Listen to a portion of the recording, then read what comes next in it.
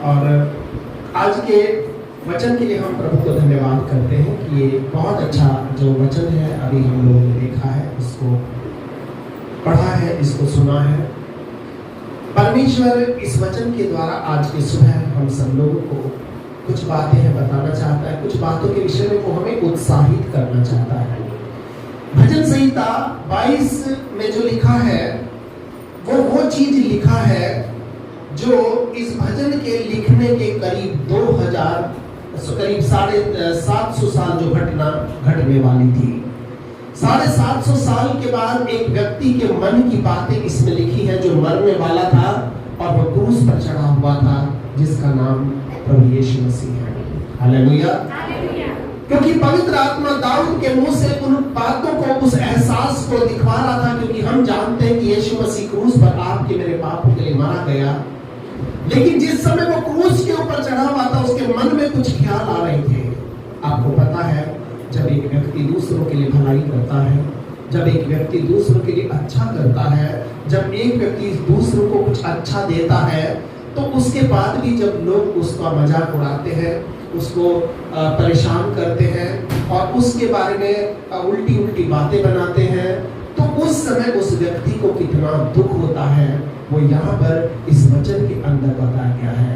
एक बहुत बड़ा दुख था जो यीशु दूसरों से कह नहीं रहा था, पर उसकी आत्मा अंदर से इन बातों को सोच रही थी। यीशु मसीह के उन दुखों को ये जो भजन संहिता है ये बताता है और ये वर्णन करता है।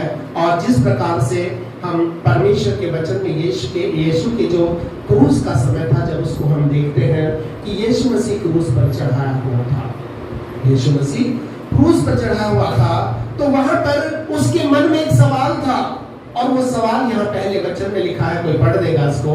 और वो कह रहा है, हे मेरे परमेश्वर, हे मेरे परमेश्वर, तूने मुझे क्यों छोड़ दिया? तू मेरी पुकार से और मेरी सहायता करने से क्यों दूर खड़ा है? मेरा उद्धार कहाँ है? हालेलुया। ये एक बड़े दुख की बात थी जब यीशु मसीह क्रूस पर था, जो कि खुद परमेश्वर था, वो परमेश्वर का अंश था। यीशु मसीह ने दुनिया में आकर लोगों को दिखाया कि परमेश्वर कैसा होता है, वो कैसे एक मनुष्य इस दुनिया में रहते हुए एक सिद्ध और अच्छा पवित्र जीवन जी सकता है।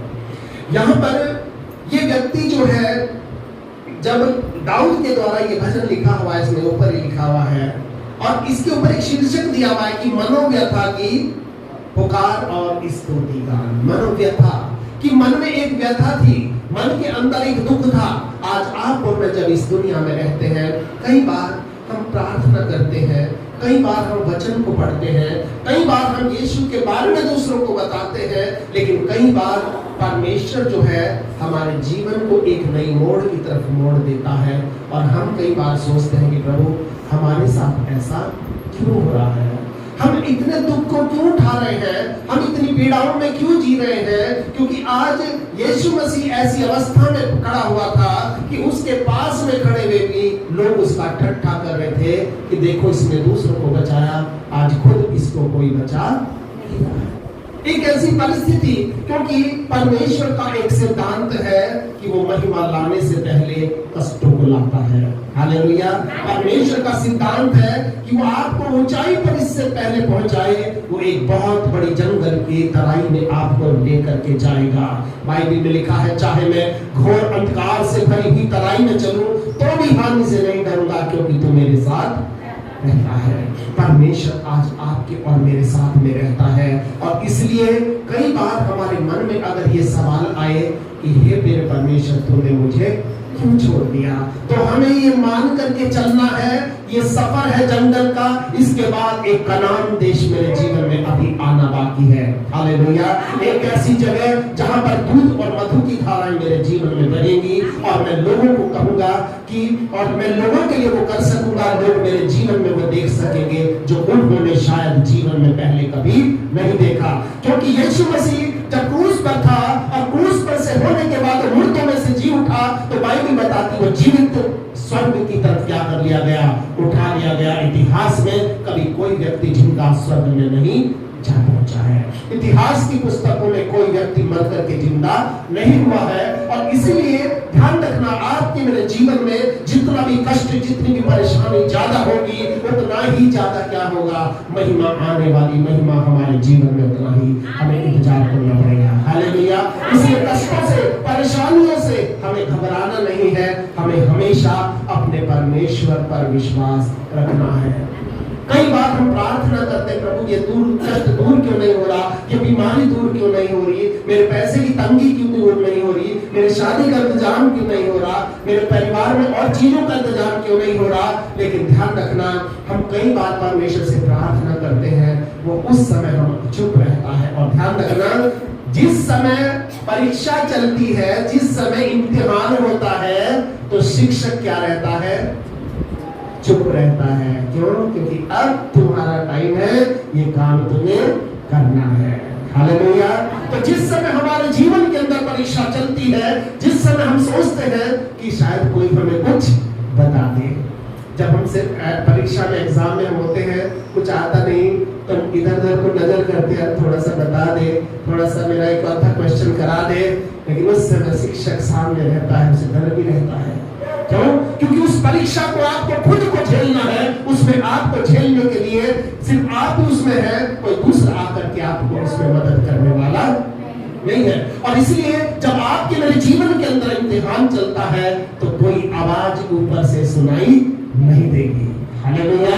और दूसरे वचन में क्या लिखा है, ध्यान से पढ़ना, क्या लिखा है, हे मेरे परमेश्वर, मैं दिन को पुकारता हूँ परंतु तो उत्तर नहीं देता। यानी कि अभी तो चुपचाप है, क्योंकि मैं एक परीक्षा से होकर के जा रहा हूं। मैं दिन को पुकारता हूं परंतु तू उत्तर नहीं देता, और रात को भी मैं चुप नहीं रहता कि प्रभु मैं तो रात को भी पुकार रहा हूं, मैं दिन में भी पुकार रहा हूं, लेकिन तेरी तरफ से मुझे कोई जवाब नहीं।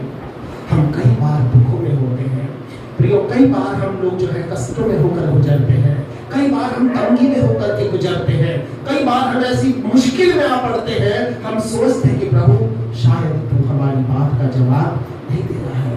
और ध्यान रखना कि वहां पर हमारी एक परीक्षा चलती है, वहां पर हमारी एक परीक्षा चलती है। और ये परीक्षा परमेश्वर सबके जीवन में लाता है, अय्यूब के जीवन में भी लाता है। अय्यूब की बीवी कह रही थी कि भाई इसी इतनी बुरी हालत से तू आज भी अपनी खराई पर बना है, परमेश्वर को कोस, और अगर तू मरना चाहे तो मर जा, क्योंकि तेरा अब किसी को कोई फायदा नहीं है। और अय्यूब ने कहा कि मूर्ख स्त्री की तो बात करती है, जिस परमेश्वर से हम इतना सुख लेते हैं, क्या उससे हम थोड़ा दुख न लें? और अय्यूब ने जो कुछ खोया था, बाइबल बताती है कि परमेश्वर ने उसको उतना ही दुगना करके लौटा दिया। ठीक है, ये अय्यूब का पहला अध्याय, जो खोया था उसको ध्यान से पढ़ना, और आखिर का जो अध्याय है जिसमें उसको वापस लौट करके मिला, वो ध्यान से पढ़ना। जितना भी खोया था वो दुगना लौटाया। हालेलुया। और इसलिए परमेश्वर ने इस बात को जान लिया है, परमेश्वर ये जानना चाहता है। वहां के बहुत छोटा सफर था, मिस्र से लेकर के कनान के देश का, लेकिन कितने साल लोगों ने लगाए, 40 साल लगाए। वो इसलिए क्योंकि परमेश्वर ने कहा कि मैं तेरी परीक्षा करके जान लूं कि तेरे मन में क्या है, और क्या तू मेरी सेवा करेगा या नहीं करेगा। और इसलिए परमेश्वर को आपको ये बताना मैं आपको चाहता हूं कि परमेश्वर आपके जीवन से एक योजना को रखता है। परमेश्वर ने हर एक व्यक्ति को यूनिक बनाया है, अनोखा बनाया है। उसके अंदर अलग गुण है, उसके अंदर अलग स्वभाव है, उसके अंदर अलग टैलेंट है, उसके अंदर अलग प्रकार की खूबियां हैं। और इसलिए परमेश्वर ने हर एक व्यक्ति को इसलिए बनाया है ताकि वो परमेश्वर के राज्य के लिए कुछ काम को कर सके। हालेलुया। आपको मुझको भी अपने जीवन के अंदर कुछ काम को करना है, और इसलिए अब वो परमेश्वर से एक बात कहता है कि प्रभु, तीसरे चौथे वचन को पढ़ेंगे जरा, क्या लिखा है, तू जो इस्राएल की स्तुति के सिंहासन पर विराजमान है, तू तो पवित्र है। मैं तेरी स्तुति कर रहा हूं, तू उतर करके क्यों नहीं आ रहा, तू अपने सिंहासन को मेरे बीच में लेकर क्यों नहीं आ रहा है, तू तो पवित्र है। आगे वो कह रहा है कि हमारे पुरखा तुझी पर भरोसा रखते थे, हमारे जो पुरखा थे, हमारे जो पुराने जो लोग थे, वो भी तुझ पर भरोसा रखते थे और और तू उन्हें छुड़ाता था कि प्रभु तू वही प्रभु है, वो तुझ पर भरोसा रखते थे और तुम्हें छुड़ा लेता था। इतना सब कुछ करने वाला परमेश्वर आज मेरे लिए चुपचाप क्यों बैठा है? आज कई बार हमारे मनों में ये सवाल हो सकता है कि प्रभु उन लोगों के लिए तूने इतना किया, आज मेरे पड़ोसी के लिए तू कितना करा, आज चर्च में उसका कितना भला हो रहा, आज चर्च में उसको कितनी आशीष मिल रही है, लेकिन मेरे लिए मेरी आशीष कहाँ है? कई बार हमारे मन में ये सवाल आता है। पर ध्यान रखना, वचन में लिखा है, वो एक गवाही भी दे रहा है कि उन्होंने तेरी दुहाई दी और तूने उनको छुड़ाया और वे तुझी पर भरोसा रखते थे और कभी लज्जित नहीं हुए। हालेलुया। क्योंकि बाइबल में लिखा है परमेश्वर पर भरोसा रखने वाले कभी लज्जित नहीं हो सकते। परमेश्वर पर विश्वास करने वाले कभी, ठीक है, क्या लिखा है, लज्जित नहीं हो सकते। अब उसके सामने एक सवाल है, अब उसके सामने एक सवाल है, और वो सवाल कैसा है कि जब अंदर से तो दुखी है, बाहर के लोगों से भी अब वो दुखी है। लोग ठट्ठा कर रहे हैं, क्या कह रहे हैं? थोड़ा सा इसका 7वां वचन पढ़ेंगे। वे सब जो मुझे देखते हैं, वे सब जो मुझे देखते हैं मेरा मजाक उड़ाते हैं, मेरा ठट्ठा करते हैं। प्रियो, आपके मेरे जीवन में भी कई बार एक समय आ सकता है, या आप अगर प्रभु के साथ चल रहे हो सकता है कोई चीज आपके साथ परेशानी चल रही हो सकता है ऐसे समय में विरोधियों को मौका मिलेगा और लोग आपका ठट्ठा करेंगे। देखो, चर्च में जाते हैं, इनके साथ ऐसा हो रहा है, चर्च में जाते हैं, उसके लिए दुआ करने गए थे, नुकसान उठा लिया, उसके लिए ये करने गए थे, परेशान हो गए। तो कई बार लोगों को मौका मिलता है और ये शैतान हमारे जीवन में थोड़े समय के लिए प्रभु इसलिए अलाउ कर देता है। वो समय होता है कई बार या तो हम प्रभु को छोड़ भी सकते हैं, ध्यान रखना, और प्रभु से हम और भी ज्यादा लिपट भी सकते हैं। पर ध्यान रखना, परिस्थिति कैसी आ जाए, वक्त कैसा आ जाए, बाइबल में लिखा तू प्राण देने तक विश्वास योग्य रहे तो मैं तुझे जीवन का मुकुट दूंगा। हालेलुया। और इसलिए इसमें लिखा है कि वे जो मुझे देखते हैं मेरा ठट्ठा करते और होंठ बिचकाते और ये कहते हुए सिर हिलाते हैं, अपने आप को यहोवा के हाथ में कर दे, वही उसको छुड़ाए और वह उसको उबारे, क्योंकि वह मुझसे, भैया तेरे से तो प्रभु प्रसन्न है, देखा तेरा क्या हाल है। होंठ बिचकाते हैं मतलब एक तरह से आप समझ सकते हैं कि जब आप परेशानी में होते हैं, दुख में होते हैं, अगला आदमी आपको चिढ़ाए तो कितना अंदर से गुस्सा आता है, आपको इतना गुस्सा आ जाता है कि या तो मैं इसको मार दूं या खुद मर जाऊं। बहुत कठिन परीक्षा होती है ये कि लोग वोट बिचकाते हैं, ये करते हैं, लेकिन अब आगे वो एक बात को कहता है, आगे वो एक बात को कहता है। थोड़ा सा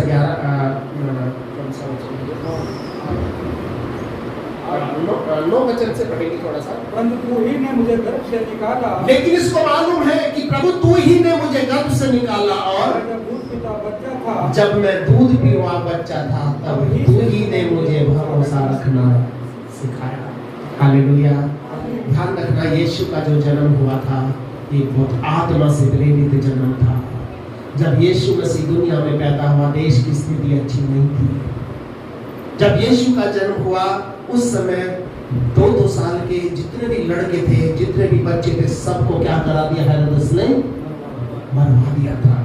परिस्थिति अच्छी नहीं थी और वो कह रहा है मैं जन्मते ही तुझ पर छोड़ दिया गया था कि प्रभु जब मैं पैदा हुआ था उस समय भी तुमने मेरे जीवन को बचाया था। और वो ये कहना चाहता था कि प्रभु अगर तुझे मेरे जीवन में यही मारना था तो तुझे मुझे पैदा ही क्यों किया था?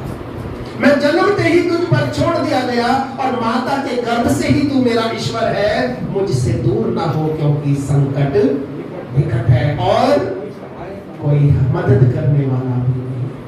हालेलुया। कई बार हमारे जीवन के अंदर ऐसा समय आ जाता है, कोई मदद करने वाला भी हमारे पास नहीं रहता, कोई सहायता करने वाला भी हमारे पास नहीं रहता। हम ढूंढते हैं कोई मदद करे, कोई सहायता करे, लेकिन ध्यान रखना हमें हमारा परमेश्वर है जो हमारा सहायता करने वाला परमेश्वर है। ठीक है। और बहुत सारी चीजें हैं इस भजन के अंदर। आप इसको बाद में घर जा करके पढ़ सकते हैं। मैं इसमें ज़्यादा समय नहीं लगाऊंगा, पर मैं आपको एक बात इस भजन में से बताना चाहता हूँ कि परमेश्वर ने यीशु को दुनिया में भेजा, उसने अपने प्राण को यीशु ने क्रूस पर दिया। यशायाह की पुस्तक में लिखा है कि जब वो अपना प्राण क्रूस पर बलिदान करे, जो अपने प्राण को दोष बलि करके चढ़ाएगा, तो एक वंश वहां से निकलेगा जो उसकी सेवा को करेगा। हालेलुया। आपने देखा कि परमेश्वर का वचन बहुत ही विचित्र वचन है। परमेश्वर ने आदम को गहरी नींद में डाल दिया और उसकी पसली में एक भाला मारा, जिससे एक हव्वा का निर्माण हुआ, जिससे पूरे के पूरे देश में लोग बढ़ गए। इसी तरह से इस आने वाले आदम को, ये दूसरा जो आदम था, यीशु मसीह क्रूस पर ये टंगा था और वहां पर भी सिपाहियों ने पर्चे से उसका पसली छेदा और वहां से एक कलीसिया का निर्माण हुआ और जिस कलीसिया ने प्रभु की आशीषों को दुनिया में भर दिया। हालेलुया। और इसलिए हम इस बात को स्मरण रखें कि यीशु मसीह के जो कष्ट थे वो आपके और मेरे लिए बहुत फायदेमंद थे, और आपके मेरे जीवन में अभी जो कष्ट आएंगे वो हमारे दुनिया के लोगों के लिए बड़े फायदेमंद होंगे, जिनकी सेवा के लिए परमेश्वर ने आपको और मुझको बुलाया है। हालेलुया। एक और जो वचन है, थोड़ा सा हम इसका पढ़ेंगे और इसका अभी हम लोग जो है 30 और 31 वचन पढ़ के हम लोग खत्म करेंगे। क्या लिखा है? एक वंश उसकी सेवा करेगा, एक वंश उसकी सेवा करेगा दूसरी पीढ़ी से प्रभु का वर्णन किया। और दूसरी पीढ़ी से प्रभु का वर्णन किया। ये वंश कौन सा है? बाइबल में लिखा, जब तू प्राण उसका प्राण दोष बलि करे तब वो अपने वंश को देखने पाएगा। और उसका वंश कौन सा है? उसका वंश वो है जो आज परमेश्वर दुनिया की भीड़ से निकालकर अपने पास आपके और मेरे रूप में लेकर के आया है। वो क्या है? प्रभु का वंश है। और ये वंश क्या करेगा? उसकी सेवा करेगा, उसकी सेवा करेगा। इसलिए यीशु ने कहा, सबसे पहले उसके राज्य और धर्म की खोज करो, ये सारी चीज तुम्हें यूं ही मिल जाएंगी। हमें इस बात को ध्यान रखना है। और बहुत सारी अच्छी बातें हैं जो इस वचन में लिखी है, पर कम समय के कारण मैं आपको बस यही बताऊंगा कि कई बार हमारे जीवन के अंदर भी अच्छा करते हुए हमें बुरा मिलता है। कई बार लोग हमें समझ नहीं पाते, कई बार लोग हमारा मजाक उड़ाते हैं, कई बार लोग हमें कहते हैं जी ये तो ईसाई बन गए, पता नहीं को तो वहाँ से पैसे मिलते हैं, पता नहीं इनको ये होता है, कई बार ये होता है। बहुत सारी ऐसी ऐसी बातें लोग जो लोगों ने उड़ाई हुई है जो आपको बोलेंगे, लेकिन आपको उस समय चुप रहना है, क्योंकि बाइबल में लिखा है आप एक मार्ग पर जा रहे हैं और इस मार्ग का जो अंतिम जो मुकाम है वो कनान का देश है।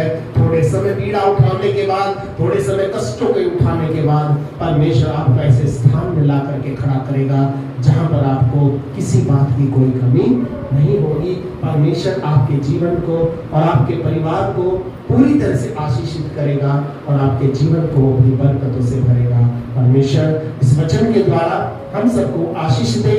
और आइए अभी हमारे पास समय होगा कि हम थोड़े समय के लिए अपने अपने स्थानों पर खड़े होंगे और परमेश्वर के नाम की आराधना करेंगे, उसके नाम की बड़ाई करेंगे और उसके नाम की तारीफ करेंगे। हालेलुया। धन्यवाद यीशु।